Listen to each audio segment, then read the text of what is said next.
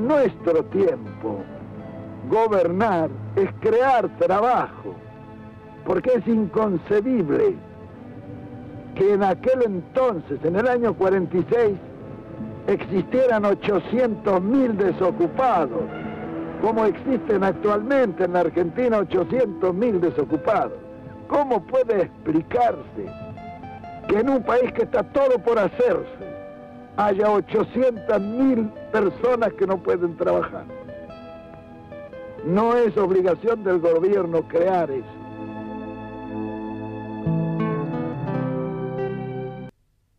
Cuando llegó el momento, lanzamos el primer plan quinquenal, que eran 76.000 obras.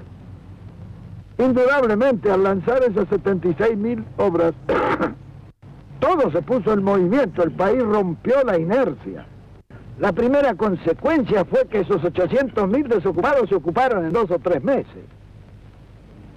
Cuando se ocuparon los 800.000 desocupados, los salarios subieron solos, porque cuando hay plena ocupación, el salario no hay que impulsarlo, sube solo. Claro, cuando subieron los salarios, el poder adquisitivo de la masa popular, que es el verdadero consumo, se multiplicó varias veces. Al multiplicarse y subir el consumo, eso tonificó inmediatamente al comercio, que se atresó para satisfacer la demanda de ese consumo multiplicado. Eso demandó a la industria la transformación necesaria para la distribución por el comercio. En consecuencia, la industria se puso en marcha. Y todo el mundo comenzó a pensar en el desarrollo industrial, porque no es cuestión de hablar de un desarrollo siempre teóricamente y en los papeles. El desarrollo es como el apetito que viene comiendo, hay que empezar a hacer. Entonces, pero hay que crear las condiciones de que eso sea un proceso fatalmente provocado por otro proceso al cual está encadenado. Tan pronto se puso en marcha la industria y comenzó a necesitar materia prima, la producción hubo de abastecérsela. Y así el ciclo de la producción, la transformación, la distribución y el consumo quedaron, diremos, en proceso de progreso, de aumento.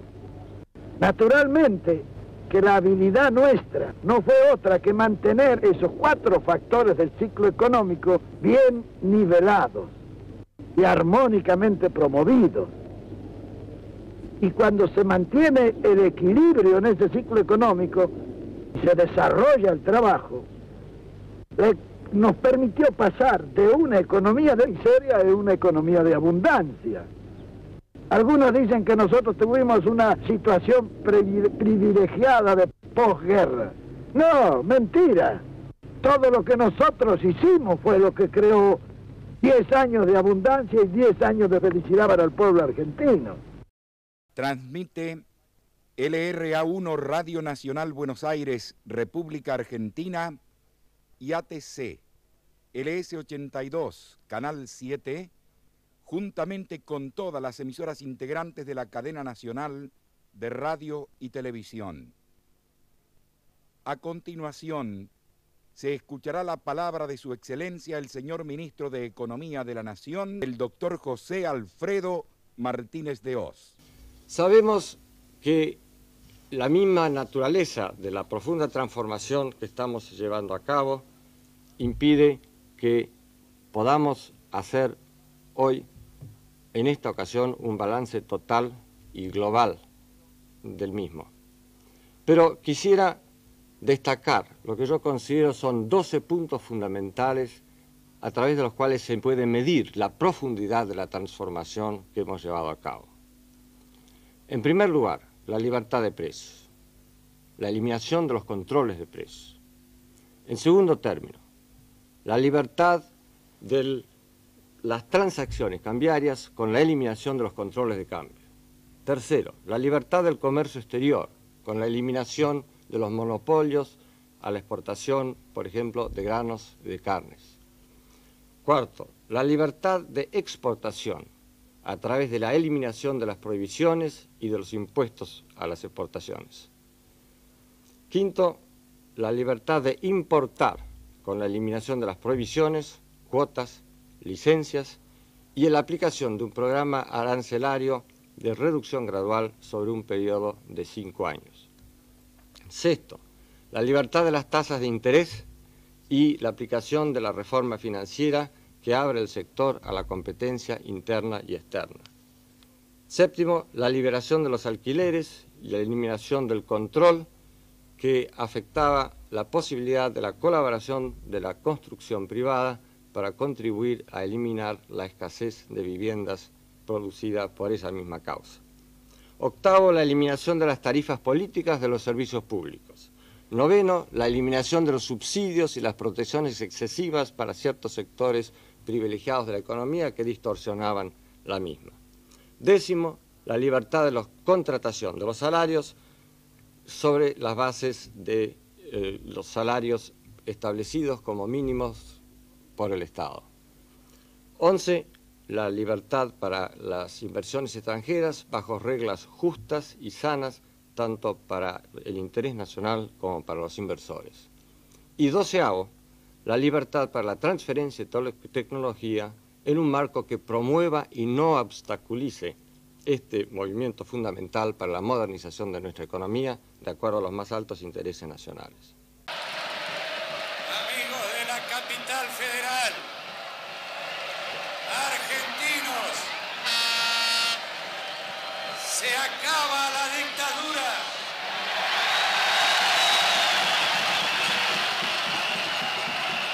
Se acaba la corrupción. Se acaba la Argentina del desamparo y llega la Argentina honesta que quiere a su gente.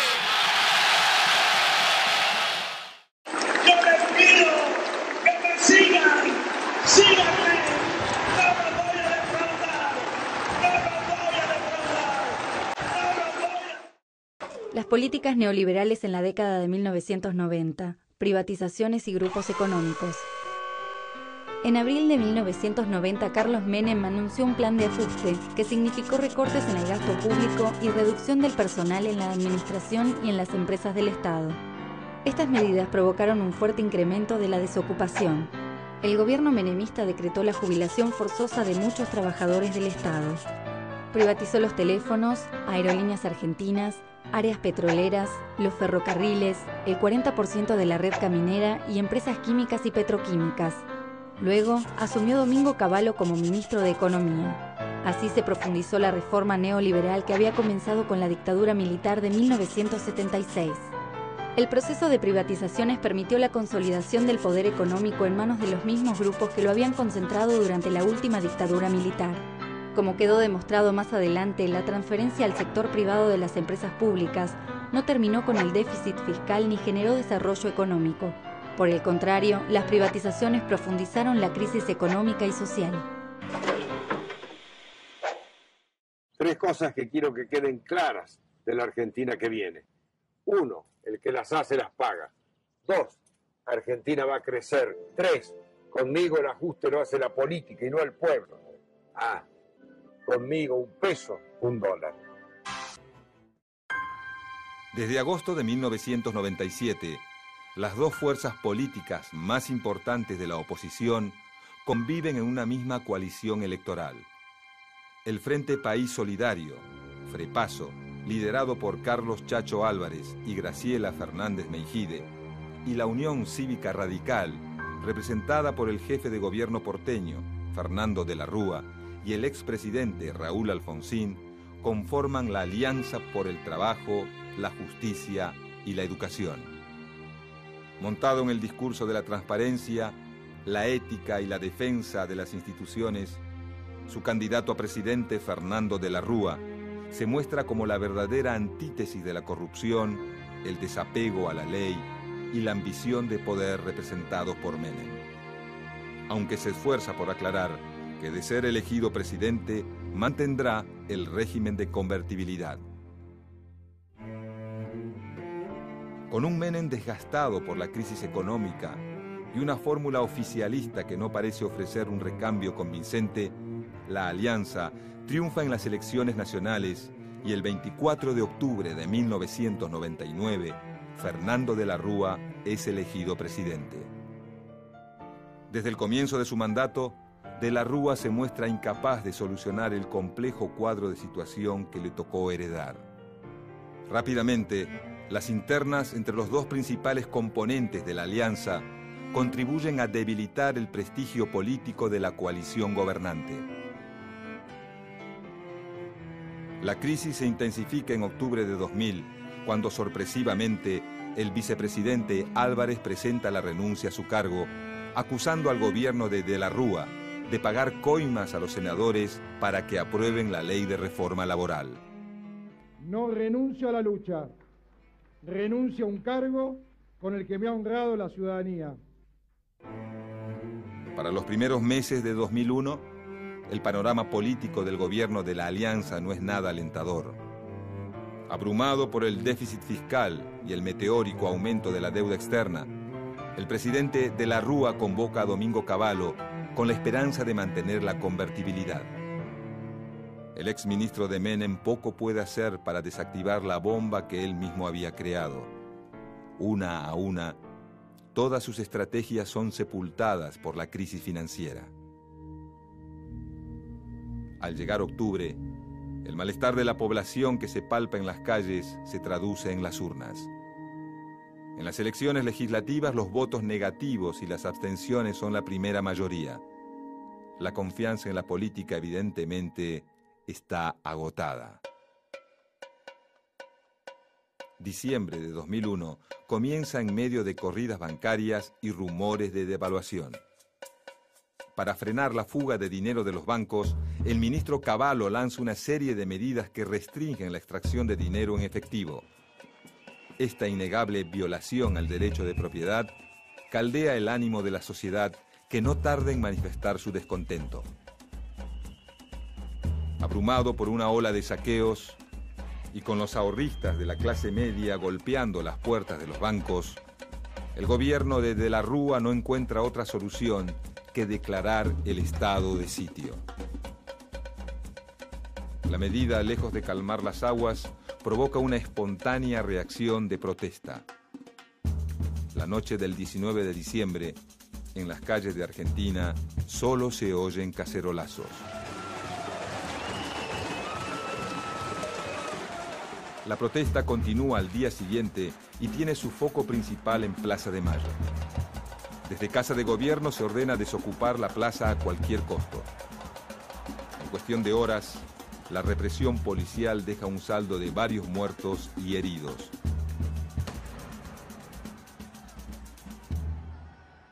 La jornada termina con una imagen que pasará a la historia. Luego de 2 años y 10 días de gobierno, minutos después de firmar su renuncia, Fernando de la Rúa se retira en helicóptero de la Casa Rosada.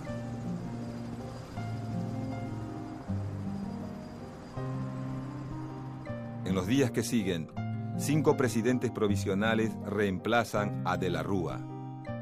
A pesar del caos reinante, el sistema político resuelve la situación siguiendo los canales institucionales, a diferencia de lo ocurrido en Argentina en las crisis políticas posteriores a 1930, muchas de ellas terminadas en golpes militares. Sin embargo, en medio de la desolación generalizada, no hay espacio para celebrar esta novedad.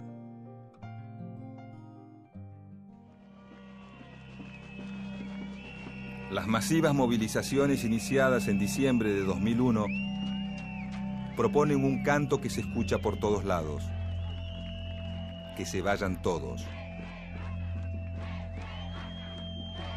Así, con un total descreimiento en la clase política y una gran voluntad de un cambio, Argentina comienza una nueva etapa.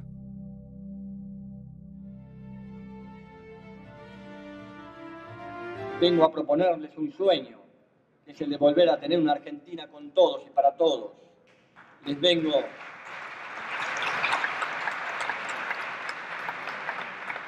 vengo a proponer que recordemos los sueños de nuestros patriotas fundadores y de nuestros abuelos inmigrantes y de pioneros, de nuestra generación que puso todo y dejó todo, pensando en un país de iguales. Nunca pude aprender el protocolo.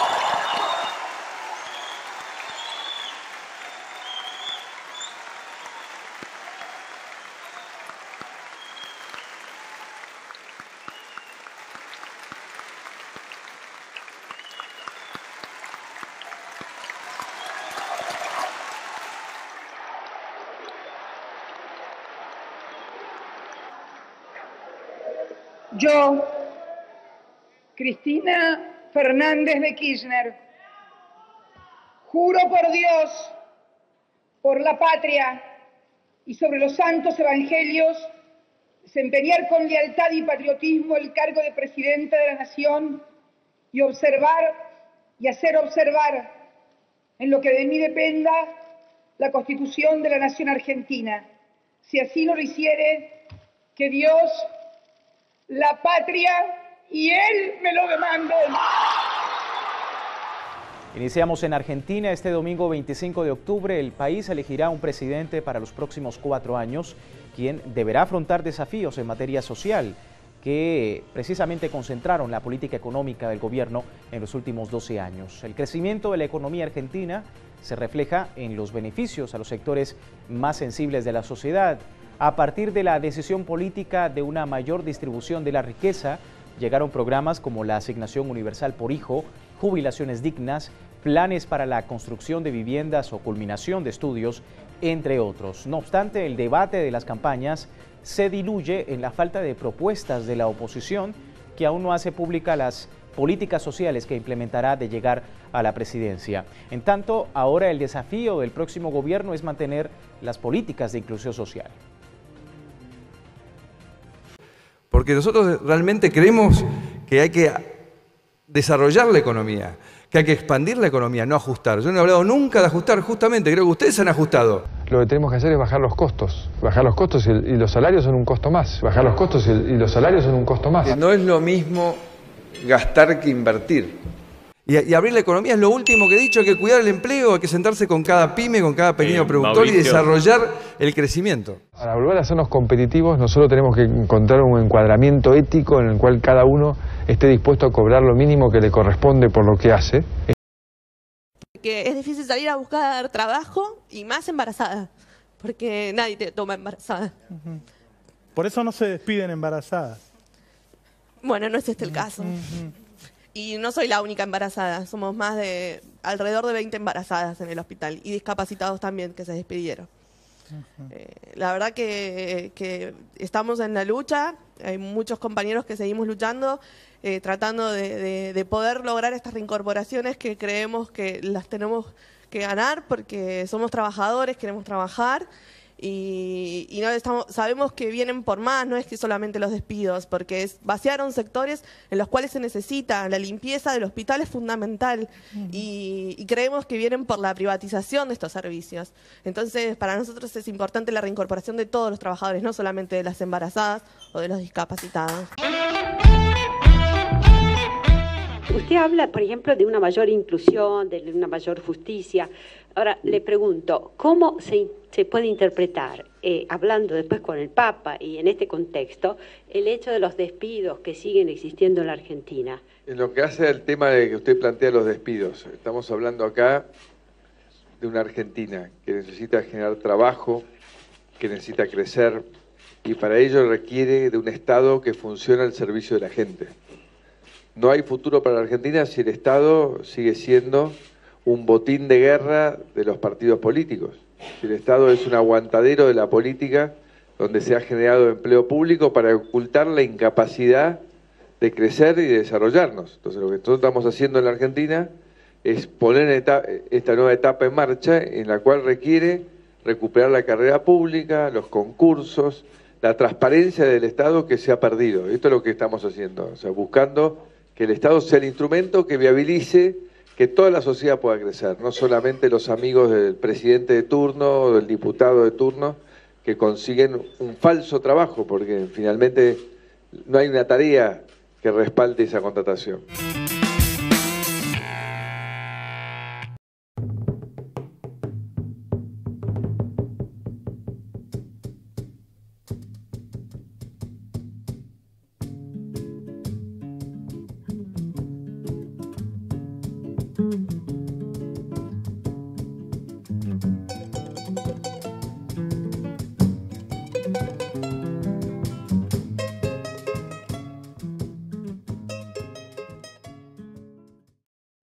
Yo, Mauricio Macri, juro por Dios nuestro Señor y estos santos evangelios, desempeñar con lealtad y honestidad el cargo de presidente de la Nación Argentina y hacer observar con fidelidad la Constitución de la Nación Argentina. Si yo no lo hiciere, que Dios y la patria me lo demanden.